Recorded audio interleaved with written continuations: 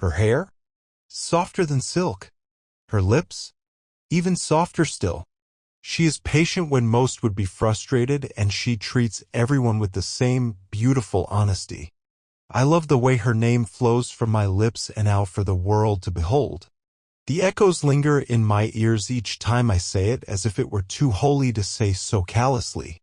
She is my wife, and I have been married to her for 23 years.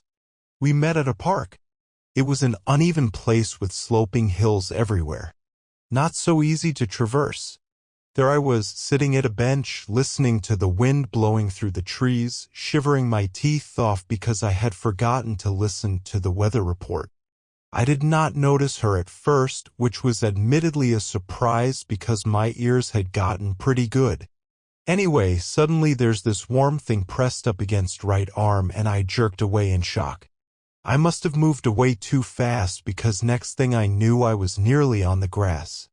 It wasn't until I heard a voice spitting rapid-fire apologies that I realized that thing was actually a person.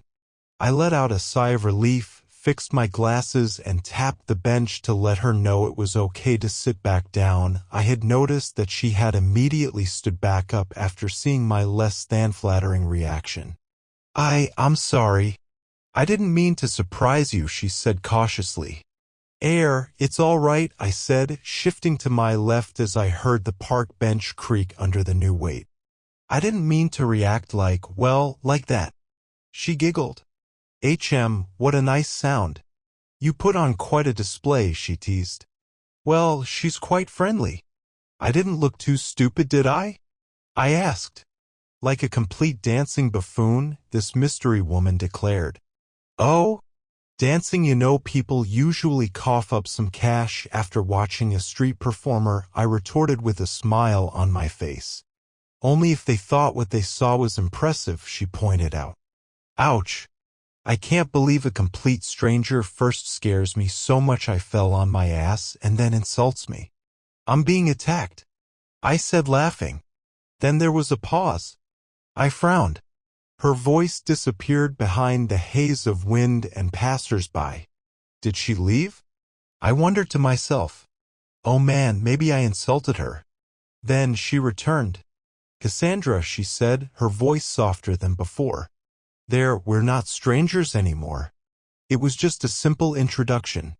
She had given me her name. So why did my heart flutter? Devin, I managed to say. Nice to meet you, Cassandra. The bench creaked a bit underneath me.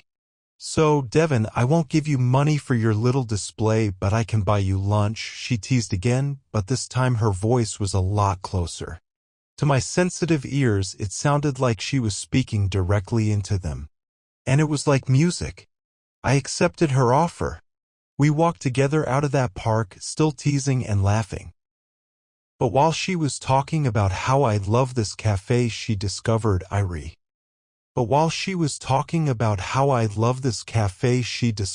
I realized something so embarrassing I tried my best to hide it by keeping my head up. I was no longer shivering. In fact, I was quite warm. We hit it off almost immediately. It was like some divine force snapped their fingers, then suddenly my world had changed, and having Cassandra around was a strange experience. Sad as it may sound, my experience with being intimate with other people had been lacking. High school was a struggle. Moving from one place to the next because of my mom's job was tough enough, but trying to figure out the layout of each new school always ended up with me getting lost. College was a little better. At least I could stick to one campus for the entire duration now that I was away from home. Even then, I preferred to stay in my dorm to study and read books in my spare time. There just wasn't anything I could really do at parties except finding a nice corner and listen to the music. So you would not be wrong if you said I was a self-made introvert. I was, after all, not the easiest person to approach. That's why when this girl sat down next to me, nearly giving me a heart attack in the process, and invited me to lunch, I just did not know what to do. Despite my inexperience in interacting meaningfully with another human being, Cassandra made it so easy for me to break out of my habits. Within the first year of our relationship, I began to lower the walls I had erected in my teenage years. At work, I opened up to my coworkers, and for the first time, there were people I could comfortably talk to. Then I became friends with the friends of my friends. In all honesty, the speed in which my inner circle of friends grew took me aback. For as long as I remember, I thought friendships were like slopes one had to climb, but instead it was more like a pre-made web of people. All you had to do was find the right link, and for me that link was Cassandra. We got married 5 years later. I still remember her oath, "If you need a shoulder to lean on, I'll be there for you. If you ever get lost, I'll be there to guide you home." Short and sweet. Straight to the point. Ah, and one more thing, she continued. Cassandra grabbed my hand and slipped something into it. I immediately began to laugh aloud, tears of joy running down my face. "Looks like you finally paid me," I mumbled through a trembling voice. I could tell from the whispers from the crowd that they had no idea why my wife-to-be had just slipped me money at the altar.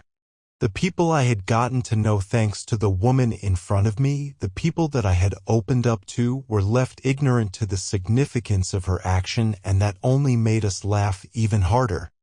On that day, the two of us promised to stay by each other's side. We kept our promise. Time went on, and with it so did our age. Doctor's appointments became more frequent. No surprise there. However, one day my doctor told me about advancements in optical technologies and about a new procedure had just been cleared for human trials. I was naturally confused. "You've been my doctor for what, 6 years now? You know I'm blind, Doc. I don't need to improve my vision." "I've never had it," I said. "No, Devin, we don't need to improve your vision. But we can give it to you," he said gleefully. He had probably been staying up to date with the new procedure, eagerly waiting for the chance to recommend me for the first trials. I was dumbfounded. I still am. The surgery took place 2 days ago. Now I'm sitting on the hospital bed with something over my eyes. I guess this is what cloth looks like. Someone walks into the room and my heart begins to race. Cassandra's footsteps. Oh God, oh God, oh my God. I'm going to see for the first time. I'm going to see her for the first time. My mouth is drying up and sweat is building up on my palms. I begin to shake nervously. Cassandra puts her hand on my shoulder. "You look like a little kid about to get a flu shot," she teased. That makes me relax a little, and I end up closing my eyes for a moment only to immediately open them up once again. I don't want to go back to that darkness. Another set of footsteps. The doctor's. I tense up again. This time I'm shaking uncontrollably. Then this thing presses up against my right arm. I don't jerk away. The bed sinks at the new weight. Cassandra takes my hand. Cold metal slides across the back of my head and clips away at the bandages. I turn to my right just as the bandages fall. Despite the tears, I see her. The first color I ever see is her. "Ah," I mumble. "Beautiful. Please don't forget to subscribe to the channel. There are many more interesting stories ahead. Thank you."